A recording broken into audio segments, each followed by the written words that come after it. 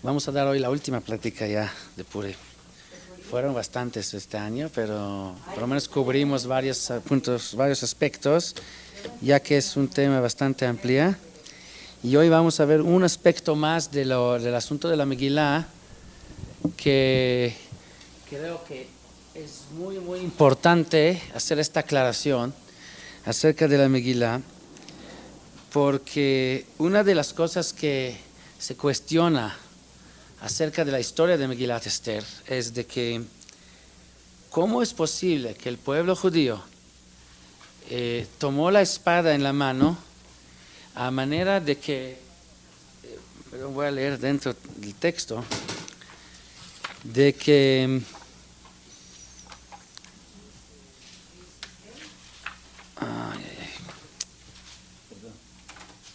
dice la Megilá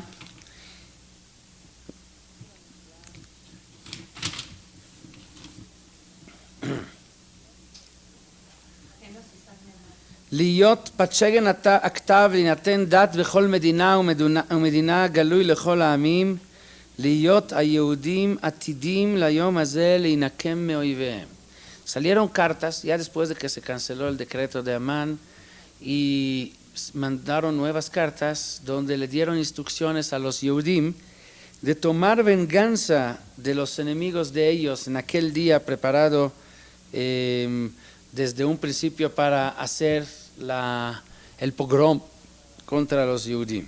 Y luego dice así: Ubishneim asar chodesh u chodesh Adar, el mes doceavo, que es el mes de Adar, Bishlosha asar yom bo, el día treceavo. אשר הגיע דבר המלך בדתו להעשות ביום אשר סיברו אויבי היהודים לשלוט בהם ונהפוך הוא, en el mismo día que los enemigos de los Yehudim iban a matar, a hacer pogroms contra los Yehudim, se volteó la cosa, hubo una נהפוך הוא, se volteó. אשר ישלטו היהודים הימה בשונאיהם, en lugar de que los goim dominen a los Yehudim dominaban a los goim. ניקלו היהודים בעריהם, los Yehudim se juntaron en sus ciudades, ¿sí? Y luego dice, ויכו היהודים בכל אויביהם מכת חרב והרג ואבדן, y dieron un golpe muy fuerte a los enemigos de ellos con espada, con ereg es matanza, veabdan, mataron o destruyeron o aniquilaron muchos. O Beshushan Abirá, Arguya Yehudim veabed 500 ish, nada más en Shushan, en una sola ciudad, mataron 500 personas. Los judíos a los goyim. Y luego dice, Vayomer Amelech לאסתר המלכה בשושן הבירה הרגו היהודים ואבד 500 איש ואת 10 בני המן, בשאר מדינות המלך מה עשו? Entonces dice Esther, deme, el rey le pregunta ¿qué quieres más? Dice, deme chance un día más de matar a los... ¿Cómo puede ser? un momento, es lo que... Que mate a sus súbditos de ellos. Bueno, pidió ella también y dice, Vayargu Beshushan 300 ish, al día siguiente mataron Beshushan otros 300 personas. Y luego dice que Bishara Yehudim asher b'medinot hamelech, en los demás estados fuera de Shushan, Yarog besonem 75,000, 75,000 personas mataron. Sí. Ok. Hasta aquí los psukim. Y aquí viene la pregunta. ¿Cómo es posible? ¿Cómo es posible que el pueblo judío actúe de esa manera? ¿Desde cuándo el pueblo judío? Al rey no me interesa, este rey Ahasuerus estaba dispuesto a matar a todos los Yehudim, ahora más está dispuesto a su gente, le importa muy poco a su gente. Lo único que le importa a él es tener buena vida con todo lo que él busca, ¿sí? Como hemos hablado hace varias semanas. El rey no me preocupa, lo que me preocupa aquí es dónde está el pueblo judío, dónde están los valores del pueblo judío, la ley de no matarás.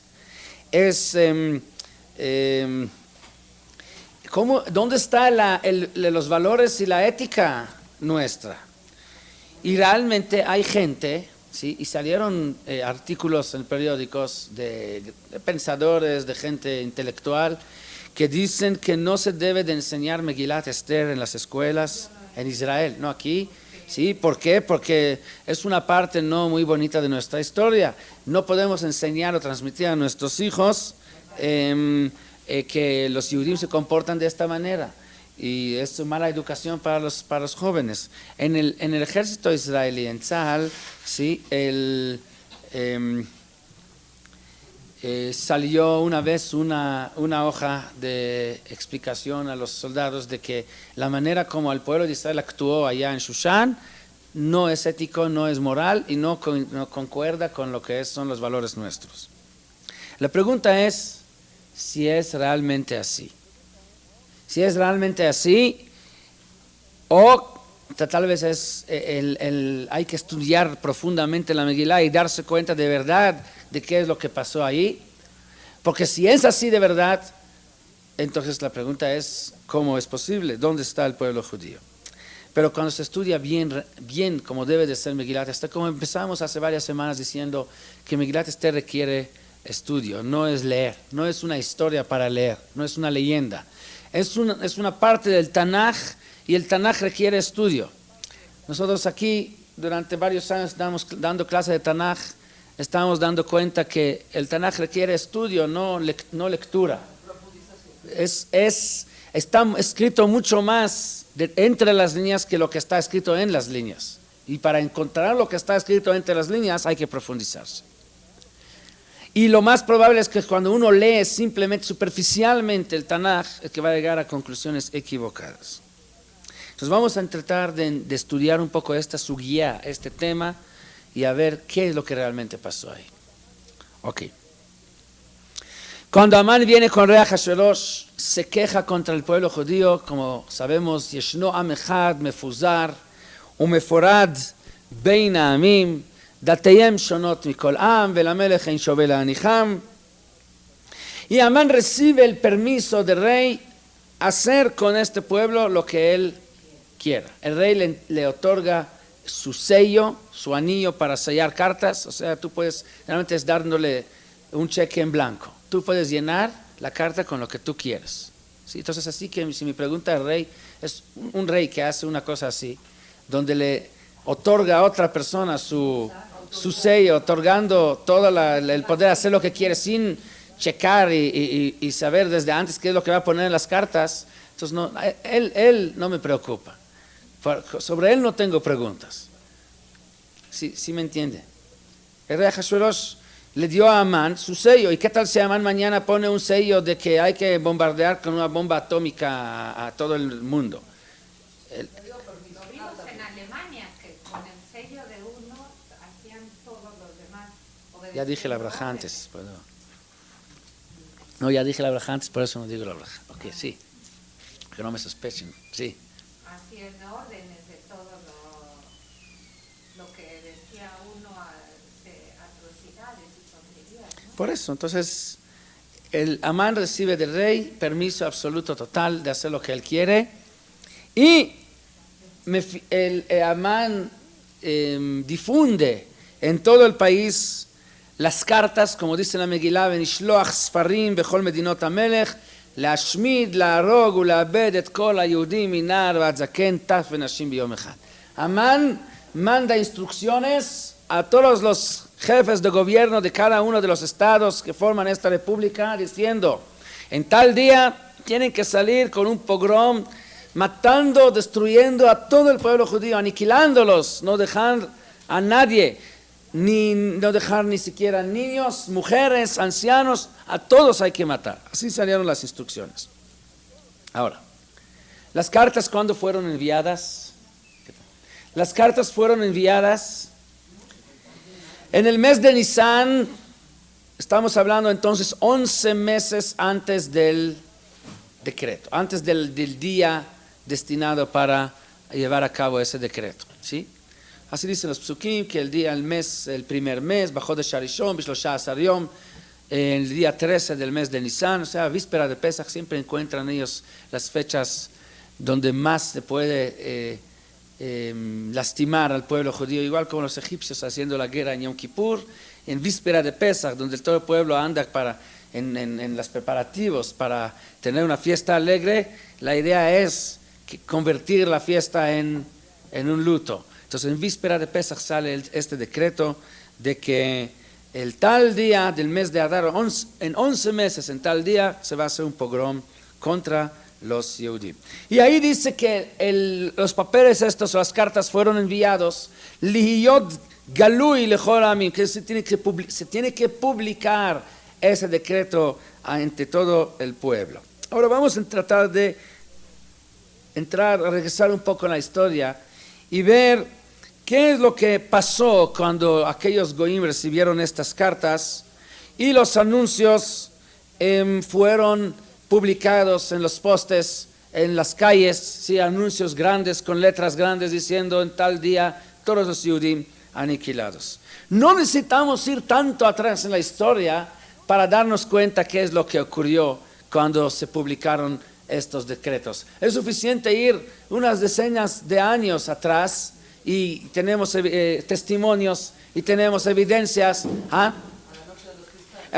Sí, no Noche de Cristal nada más, sino cada rato, cada semana, cada 2 semanas, cuando salieron nuevos decretos contra el pueblo judío. ¿Qué es lo que pasó cuando aquel Yehudí salía de la casa en la mañana y lo que encontraba era un anuncio grande en los postes diciendo: a partir de hoy todos los Yehudim tienen que poner una estrella de David? O otro decreto algún día: a partir de hoy todos los Yehudim deben de estar encerrados en su gueto.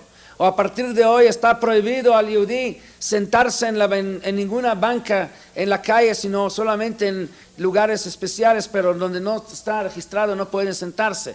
Y en fin, y cada día con otros decretos contra el pueblo judío. Cuando los Yehudim, ¿sí? ¿Qué pasó cuando, como dijeron aquí, la noche de cristal, cuando salieron, ¿sí? Y encontraron aquellos anuncios diciendo que en tal noche hay que salir y destruir a todas las sinagogas o a todos los lugares o tiendas judías? ¿Qué es lo que pasó cuando los Yehudim salieron a la calle en Shushan y encontraron estos anuncios diciendo que de acuerdo a la cláusula tal y tal de la Constitución, entonces en el día tal y tal, todos los pueblos tienen que organizarse para aniquilar el pueblo judío, de nar a zaken, de jóvenes hasta ancianos? Los judíos estaban viviendo entre los goim, tenían relaciones con sus vecinos.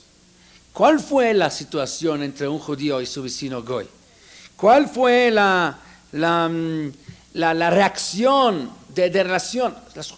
No es que estaban en su gueto, estaban viviendo igual como se acostumbra en la diáspora a vivir entre ellos, teniendo vecinos goyim.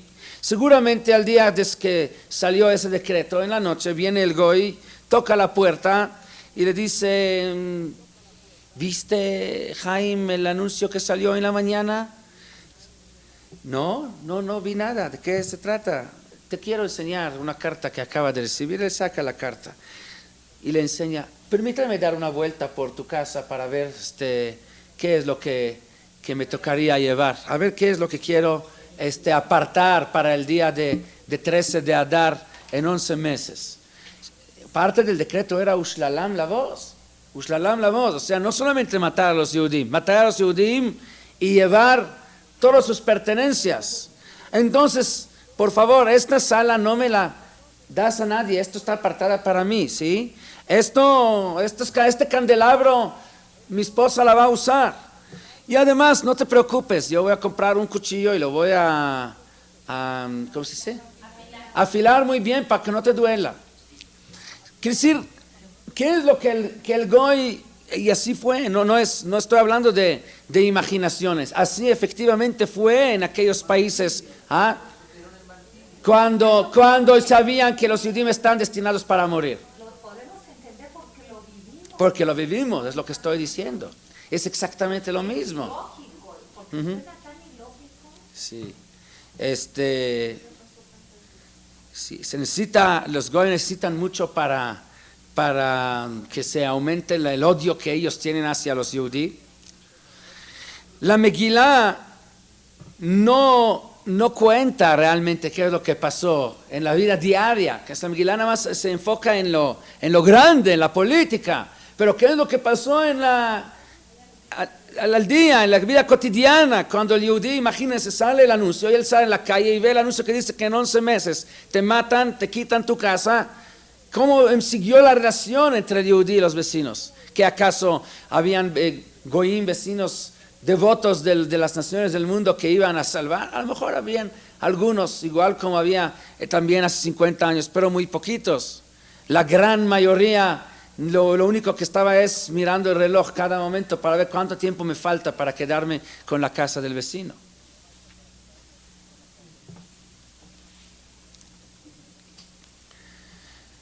El problema del pueblo judío no fue nada más el hecho que el decreto salió que el tal día hay que hacer un pogrom. Aparentemente hay una ventaja en eso. Si 11 meses antes se anuncia que en tal día va a haber un pogrom, entonces hay una ventaja porque en 11 meses los judíos pueden organizarse, pueden defenderse, pero no. Parte del decreto fue que a los judíos se les prohíbe defenderse.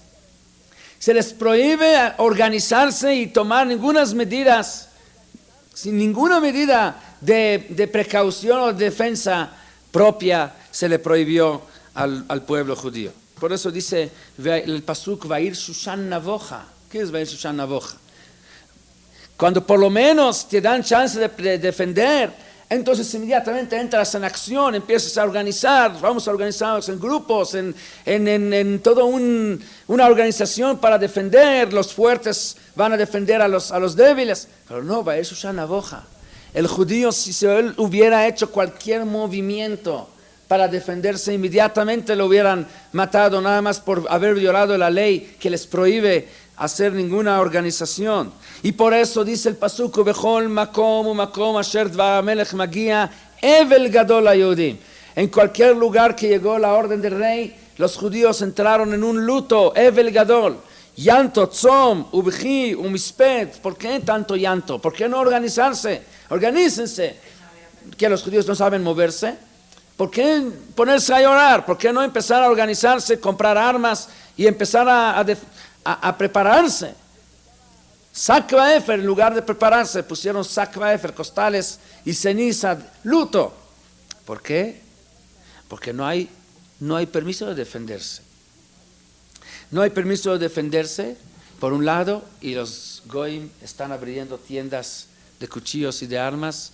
Las tiendas estas hacen muy buenos negocios durante estos 11 meses. Es el mejor negocio, porque va a llegar el que no va a tener armas y no va a participar, quién sabe si va a poder también recibir del botín, de todo el despojo que van a llevar. Entonces cada quien quiere hacer la lucha con más esfuerzo, porque de acuerdo a la lucha de él, de acuerdo a eso va a ser su recompensa en lo que va a quitar al Yehudí. Y Esther empieza a organizar el pueblo judío. Y primero lo que hace es le pide a Mordejai a que una a todo el pueblo y que hagan un ayuno de 3 días.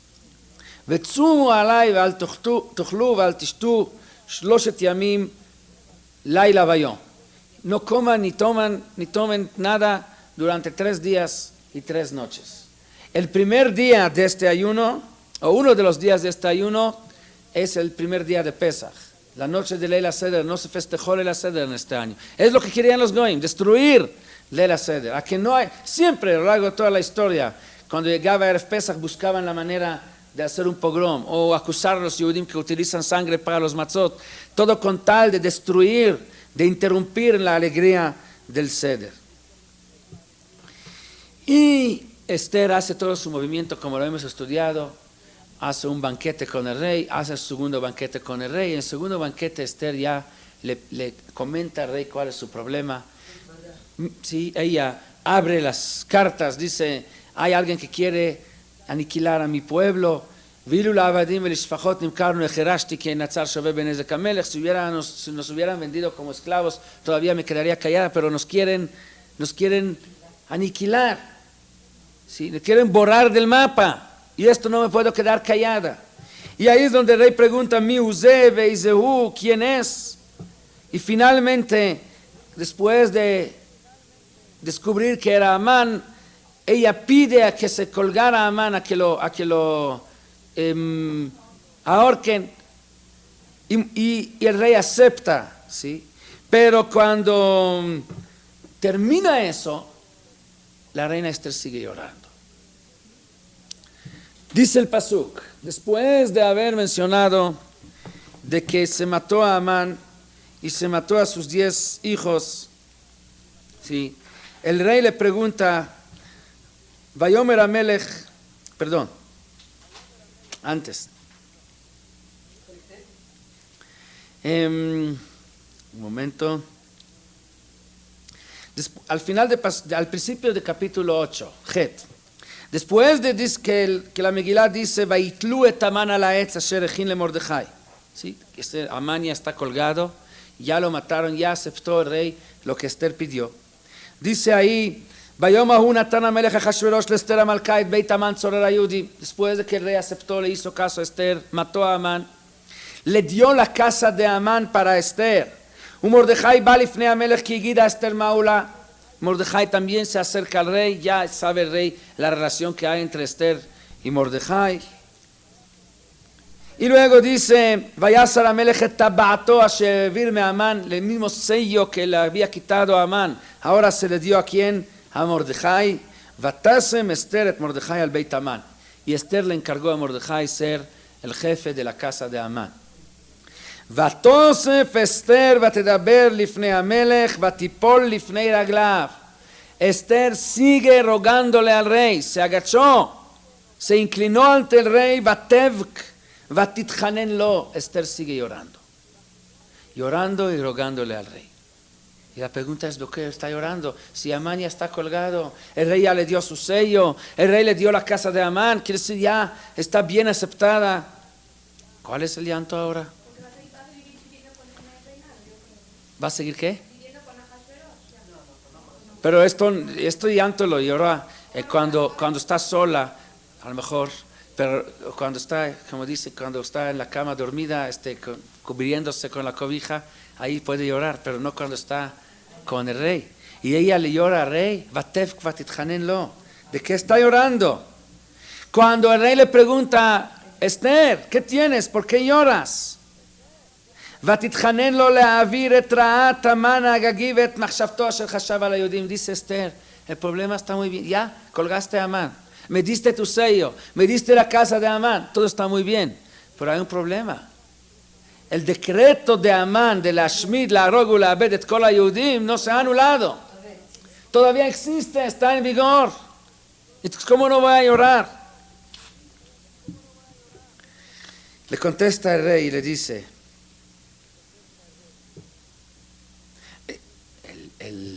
Esther todavía le pide, ותאמר אם על המלך טוב אם מצאתי חן לפניו וכשר הדבר לפני המלך וטובה אני בעיניו, ייכתב להשיב את הספרים מחשבת המן בן עמדת האגגי אשר כתב לאבד את היהודים אשר בכל מדינות המלך.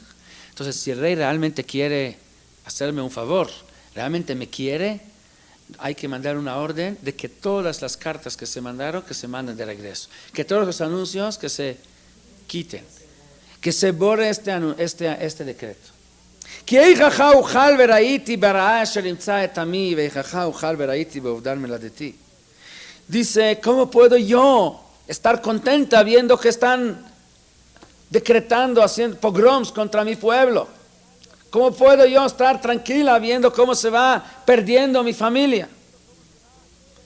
ויאמר המלך אחשוורוש לאסתר המלכה ולמרדכי היהודי, הנה בית המן נתתי לאסתר ואותו תלו ארץ. Mira, dice el rey, la casa de Amán te los di, a Amán mismo lo colgué sobre el árbol, ואתם כתבו על היהודים כתוב בעיניכם בשם המלך וכתבו בטבעת המלך, כי כתב אשר נכתב בשם המלך ונחתום בטבעת המלך אין להשיב. Pero tengo un problema.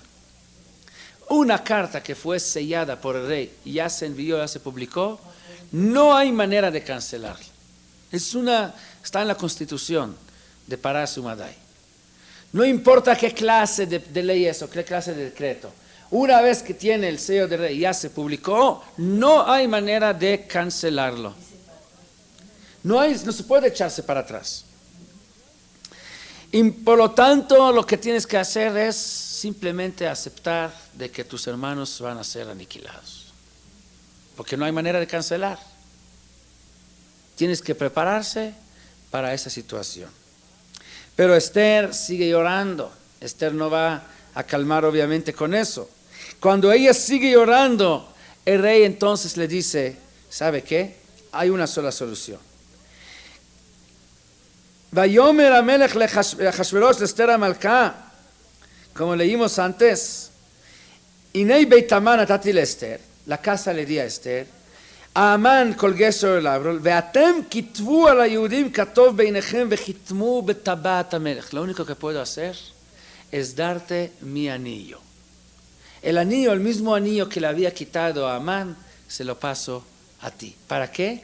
Para que tú puedas escribir lo que tú quieres. Tú escriba y séllalo con el sello de rey.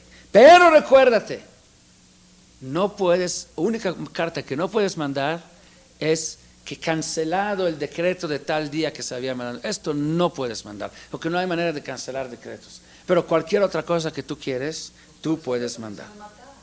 Por eso le dio permiso de matar. ¿A quién? Oh, un momento. Entonces Mordejai manda una carta. Vamos a leer un poco la carta que manda Mordejai, utilizando esta oportunidad que el rey le dio su sello para sellar las cartas. Dice así: Vaikar'u sofrei hamelech ba'et ahí. Entonces fueron llamados los escribanos del rey. Bajodesh hashlishi u jodesh Sivan. Estamos hablando ya del mes de Sivan. 3 meses después de que salió el decreto, perdón, 2 meses después, sí, estaba en Nisan y ahorita en Nisan, en Sivan. Bishloshas be'esrim bo, el día 23, estamos hablando 2 meses y 10 días después de que se mandaron las primeras cartas.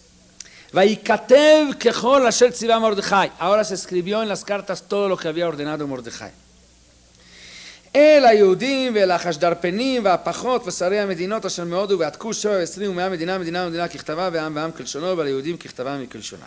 Se le mandó las cartas a los 127 estados, desde la gente de común y corriente hasta los pajot, o sea, Peja es el gobernador de cada uno de los estados. A los Yehudim se mandó en su idioma, que ellos entienden. ¿Y qué es lo que se escribió? Vaichtov beshem hamelech Ahashverosh vayachtom betabat hamelech. Escribió en nombre del rey Ahashverosh, sellándolo con el sello del rey. Vaishlach sfarim biyad haratzim basusim rochvei harechesh hachashteranim bnei haremachim. Y mandó la carta con los mensajeros del rey. ¿Y qué está escrito en la carta? Dice la Megilá. Vayikatev asher natan hamelech laYehudim. Se escribió en las cartas la siguiente ley. El rey le da a los Yehudim permiso, las Yehudim asher becholir veir, los Yehudim que están en cada ciudad y ciudad, permiso de leikael velamod al nafsham, permiso para unirse, para organizarse y para defenderse. No se canceló el decreto anterior, no se puede. Lo único que sí se puede hacer es dar permiso de defenderse. Leikael ולעמוד על נפשם, להשמיד, להרוג ולאבד את כל חיל עם ומדינה, צרים אותם. No se le da permiso de agarrar y matar gente que está en su casa, gente decente que no está haciendo nada.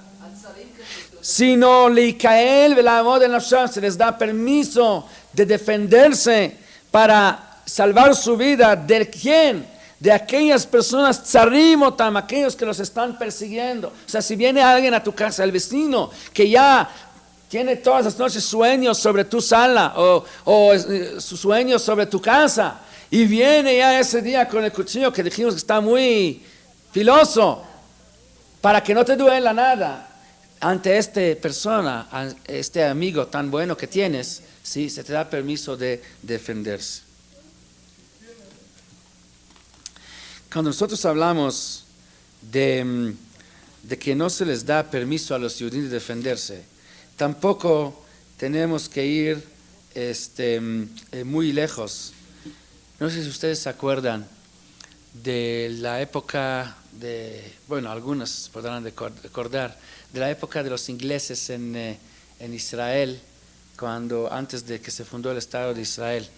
¿Se recordar de la historia que leyeron seguramente? ¿Cuál es la historia? Antes de que se fundó el Estado de Israel, los árabes atacaban, cada rato atacaban a los judíos, o sea, en los kibutzim o en las ciudades. Y los judíos empezaron a organizarse. Entonces había como 3 movimientos de defensa. Había Ganá, había Lehi, había Etzel. Se empezaron a defenderse, compraron armas.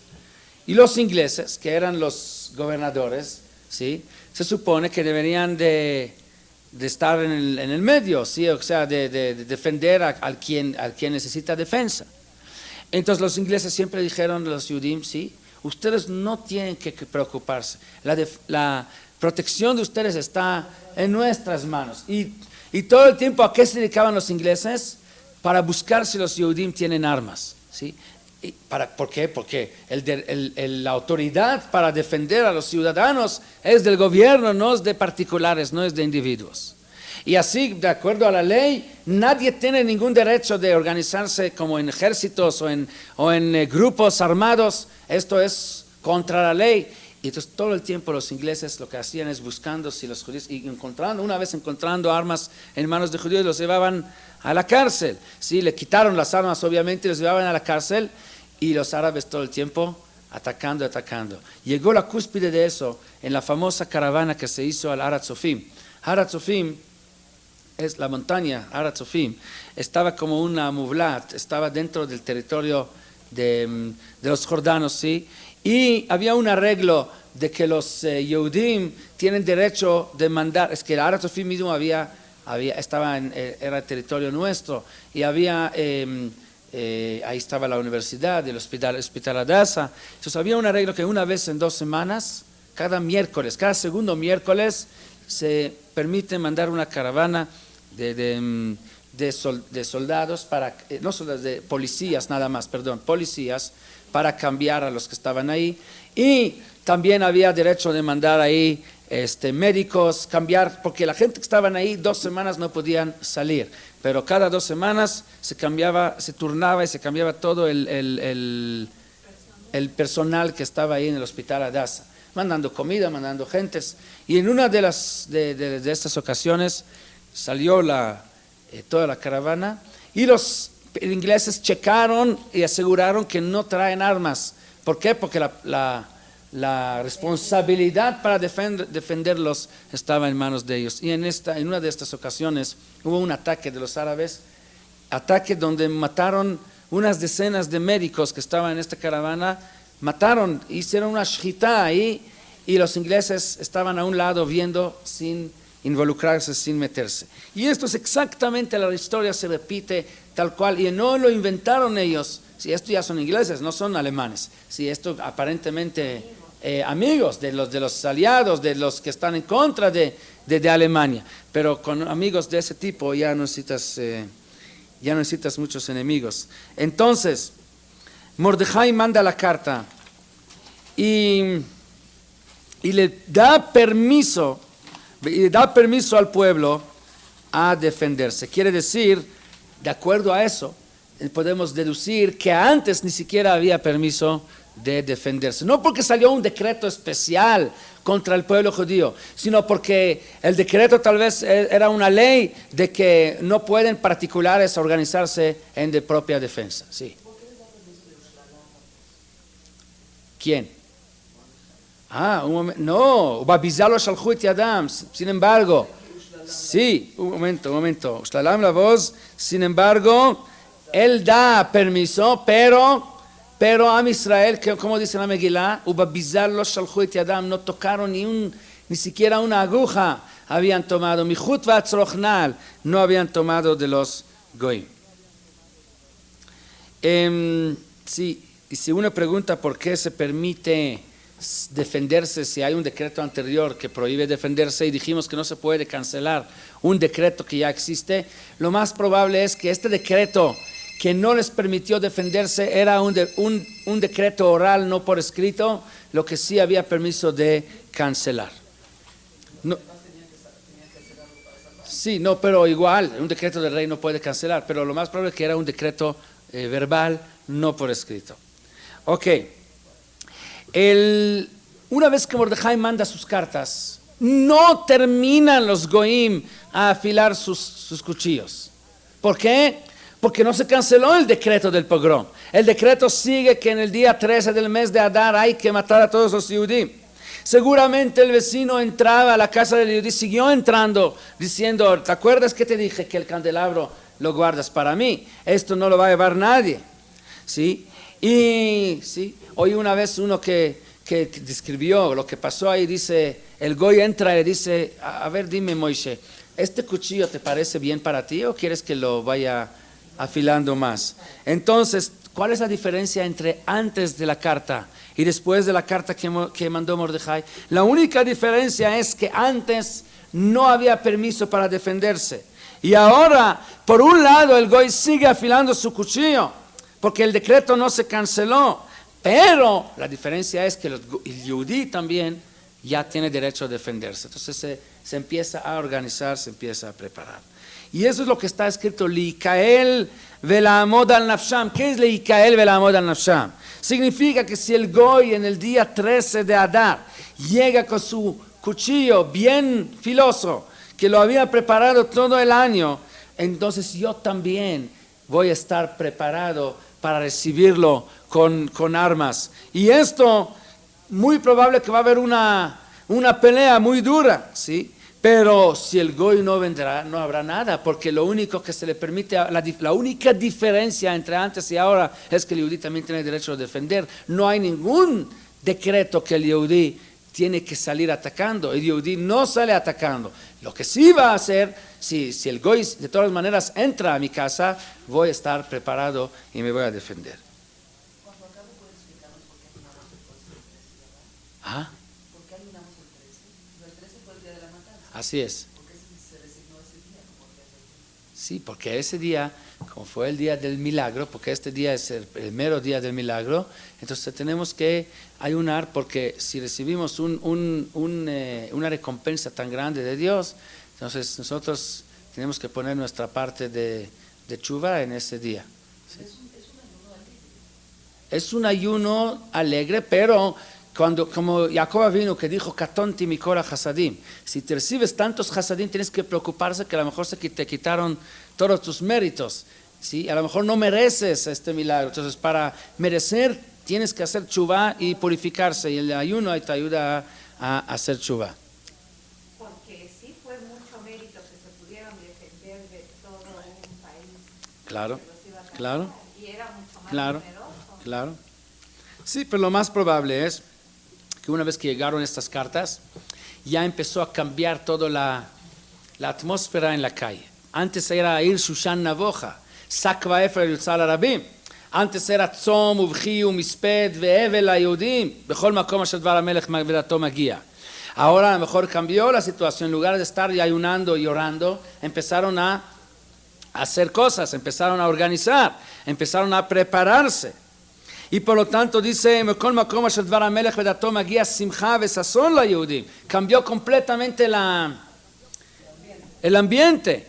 En lugar de estar llorando, se pusieron contentos porque por lo menos se le da derecho de defenderse. Sí. Sí, 77 personas murieron en aquella caravana que fue a Har HaTzofim. Entre ellos profesores, médicos y gente inocente, y todo con los ingleses que dijeron, nosotros los vamos a defender. Ok. Sazón Besimcha dice, una vez llegando la carta, el pueblo de Israel está en alegría. Entonces, aparentemente ya todo está bien, todo está ya arreglado, ya no hay ningún problema, pero no fue así. Todos los goyim dejaron de prepararse. Dice ahí que Nikalu Yehudim Be'areyem Bechol Medinot HaMelech Achashverosh Lishloach Yad Bimevakshei Ra'atam. Hay que leer bien la Megilá antes de salir con un juicio. Cuando la Megilá habla del mero día, ¿qué es lo que pasó? ¿Qué es lo que pasó en el mero día? Dice la Megilá, en el mero día, los Yehudim se unieron, Nikalu se formaron en grupos, Bechol Medinot HaMelech Achashverosh, en todos los estados de rey Achashverosh, Lishloach Yad Bimevakshei Ra'atam, para matar, pero ¿matar a quién? A los Mevakshei Ra'atam, o sea, aquellos goyim que con todo y lo que ya hubo un cambio y que se mandó el anuncio que los judíos tienen derecho a defenderse, no dejaron de seguir con su plan de matar a los judíos. Quiere decir que aquel goy que no vino y que no atacó y que no, que dijo, ok, yo pensé que va a ser muy fácil, que ustedes ya no van a poder defenderse, pero ahora que veo que también se defienden, entonces yo prefiero quedarme en mi casa. Pero aquellos que eran mevakshei ra'atam, aquellos goyim que aprovecharon la oportunidad, dijeron, León, hay un permiso de matar a los judíos, vamos, un pogrom. Ante ellos, lishloach yad, es lo que hicieron los judíos. Quiere decir, no mataron Chas v'shalom los judíos, ni una sola persona que no hacía nada en contra de ellos. La prueba está que Ubabizá lo shalchu et yadá. Dice como 3 veces, Ubabizá lo shalchu et yadá. Am Israel, aquellos que sí murieron, 75,000 dijimos, eran aquellos que vinieron a hacer el pogrom. Había oportunidad de entrar a sus casas y llevar las pertenencias de ellos. Am Israel no tocó ni siquiera un solo centavito de lo que es de ellos. Quiere decir que no se trata aquí de una venganza, no se trata aquí de un ataque de los Yehudim contra los Goyim. Se trata de propia defensa nada más, y solamente aquellos mevakshei ra'atam murieron. Pues tenemos como, después de la guerra de los 6 días, salió un libro de Efraim Kishon. Efraim Kishon es uno de los grandes humoristas que habían en el Estado de Israel. Entonces él sacó un libro diciendo, Slicha shenitzachnu, perdón por haber ganado en la guerra. ¿Sí? Quiere decir, Am Israel lo atacan, se defiende, y también se defiende, entonces gana la guerra y ahora tiene que pedir perdón por haber ganado la guerra. Quiere decir, ahí vienen los periodistas y dicen, no hay que enseñar Megilat Esther a los niños porque mataron. Pues, ¿qué quieres que hagan? Entonces, que extiendan su cuello porque para el cuchillo del vecino. El vecino viene, lo ataca, Am Israel se defiende, y hay un milagro y logra ganar en esa defensa, y mueren aquellos que vinieron a atacar, y nosotros tenemos que pedir perdón, slicha, porque hemos ganado en la guerra. No es una guerra que Am Israel la empezó. Am Israel nunca empieza guerras, nunca busca hacer guerra, jamás Am Israel empezó guerra. Fue criticado porque mataron, lo ganaron y quitaron Jerusalén. Pero no dijo por qué. Claro, hasta la fecha. Hasta la fecha nos están diciendo que somos, no sé cómo, sí, ¿cómo se dice? Sí, que gobernamos otro pueblo y que somos, hasta nos quieren comparar con los nazis, que estamos gobernando otro pueblo. Nosotros queríamos entrar allá a gobernarlos a los palestinos, pero a mí que no me vendan a contar historias. Yo viví ahí en Jerusalén, yo conozco perfectamente bien la situación. El que empezó la guerra empezaron los árabes. Ahora la pregunta es más. Yo siempre digo, ya entrando un poquito en política de hoy, antes de la guerra de los 6 días, los palestinos tenían todos estos territorios que ahorita los están peleando, ¿verdad? Estaban en manos de Jordania o de quien sea, pero no estaban en manos nuestros. ¿Por qué no había paz? Si esto es el problema, que por eso no hay paz, ¿por qué no había paz antes? ¿Por qué durante los años, ¿sí? Antes desde 48 a 67, ¿por qué no había paz? ¿Por qué no había? Porque igual no nos quieren ahí. No es por los territorios o por no territorios. Israel jamás atacó, jamás molestó a ellos, pero ellos todo el tiempo atacando. Sí, ahora se llama OLP, antes se llamaba Fidaín. Los Fidaín, cada rato atentados. Fedeinas, ok. Yo vivía en la frontera de Jerusalén con los jordanos.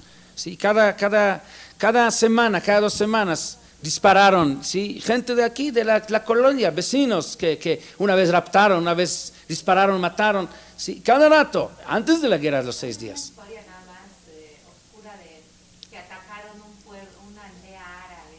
Dir Yassin se llama. Dir Yassin. Ok, se atacó, ¿por qué? Se atacó, propia defensa. De ahí salieron los fidaínes, estos terroristas. Pero cuando noche tras noche te entran y te ponen bombas y te atacan, te matan, hacen emboscadas, ¿qué quieres? Entonces, ¿qué necesitamos nosotros hacer? Sentarse con las manos cruzadas y decir, mátame porque yo no puedo defenderme. Esto es lo que la historia se vuelve a repetir, es exactamente lo que pasó. El judío no tiene derecho a defenderse. Pero mataron niños. Ellos también mataron niños. No, nosotros no vamos a matar niños. Nosotros venimos a defendernos, ¿sí? Pero cuando hay una guerra Lo que los árabes lo siguen haciendo hasta la fecha, en Líbano lo hacen también. Ellos ponen sus soldados en lugares poblados, entre mujeres y niños. ¿Para qué? Para que cuando tú lo vas a tener que bombardear por tu defensa, a propósito, para que mueran niños y mujeres y para poder sacar al mundo fotos como los judíos matan mujeres y niños. Uno de los arreglos que hay ahorita entre los terroristas israelíes y los terroristas de la Hezbollah de Líbano, que no pueden ellos disparar de ciudades, sin embargo lo siguen haciendo a propósito. Que si toman la gente, los civiles, los toman como Bnei Aruba. ¿Cómo se dice Bnei Aruba? ¿Ah? Carne de cañón. Pues sí, para poder decir, saben que el judío no va a matar a niños y mujeres. Ahora, pero hay casos que ya no tienes otro remedio. Entonces, el judío no tiene derecho a defenderse. ¿Sí? Sí. Yo no quiero dar una clase de política, que lo podría dar, porque conozco bien los temas. Sin embargo, lo mencionamos nada más para ver que la historia se vuelve a repetir. Y es exactamente lo mismo. Y en la guerra de los 6 días nos obligaron la guerra, nadie quiso la guerra. Al contrario, Israel estaba en pánico antes de la guerra. Israel lo menos lo quería es esta guerra. No sé si alguien recuerda que Levi Eshkol, el primer ministro, dio un discurso en el radio antes de la guerra y empezó a tartamudear en el radio por el pánico que estaba, y esto provocó un pánico en el país terrible, porque empezó, sí, no le salieron las palabras por tanto miedo que había. Nosotros que vivíamos en la frontera, como 2 meses antes de la guerra, lo que estábamos haciendo es llenar costales con arena y poner alrededor para defender las casas. Era una situación terrible, pero había un gran milagro, ayuda de Dios, y en 4 horas se logró destruir toda su fuerza aérea, y guerra que ellos empezaron. Entonces, ¿qué quieren? No, ustedes deben de esperar a que... Perdón por haber ganado. Tenemos que pedir perdón por haber ganado. Slihash, así se llama el libro. Slihash shenitzachnu. Perdón por haber ganado. Entonces lo mismo es en Megilat Esther. Perdón por haber podido defenderse. ¿Y qué podemos hacer? Salió mal para ustedes y finalmente perdieron ustedes. Sí. Entonces, Nosotros no tenemos derecho. nos hubiéramos defendido ¿Eh? en el holocausto, podría haber pasado algo diferente si se hubiera... Bueno, eso es uno de los temas profundas que hay del holocausto, donde por un lado acusan al pueblo judío que Katzon la Teva Juval, que fueron sin defenderse, pero por otro lado, ahí no había manera de defenderse. No había. El problema del holocausto fue principalmente el engaño. Los alemanes eran tan astutos, prepararon tan bien no fue algo así que dentro de la guerra hubo un pogrom así, no programado, sino todo fue un sistemático y bien planeado. Entonces hicieron guerra con un país, con Polonia, vienen con los judíos y dicen, mira, a nosotros les conviene a ustedes, les conviene ir, le vamos a trasladar a otros lados para poder trabajar, porque estamos en situación de guerra, aquí no van a poder mantenerse, le podemos llevar a otro lado donde van a poder trabajar, la situación no va a ser muy cómoda, pero por lo menos van a poder trabajar y sobrevivir. Sí, entonces los judíos se ilusionaron por esta propuesta y se dejaron engañar, los engañaron, ¿sí? Y así fueron, y así los llevaron. No les dijeron los vamos a matar, ¿sí? Los dijeron les vamos a llevar a un mejor lugar para que ustedes puedan... Sí, lo mismo, claro. Claro, así es.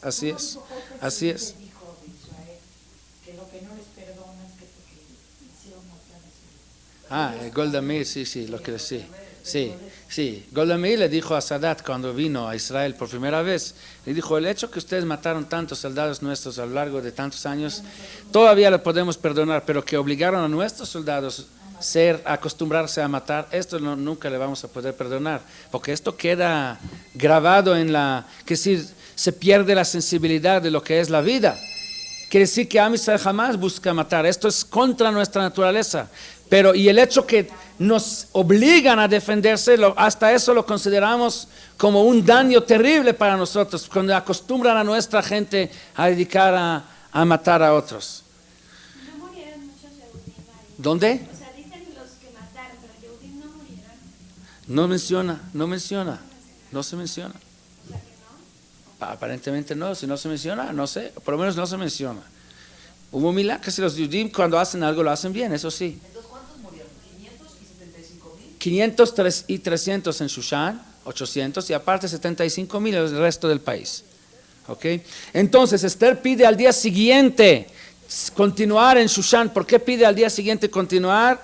Porque si hay todavía algunos, si al día de mañana no se ha terminado con aquellos Mevakshei Ra'atam y habrán todavía algunos más, que tengamos mañana también derecho de defenderse.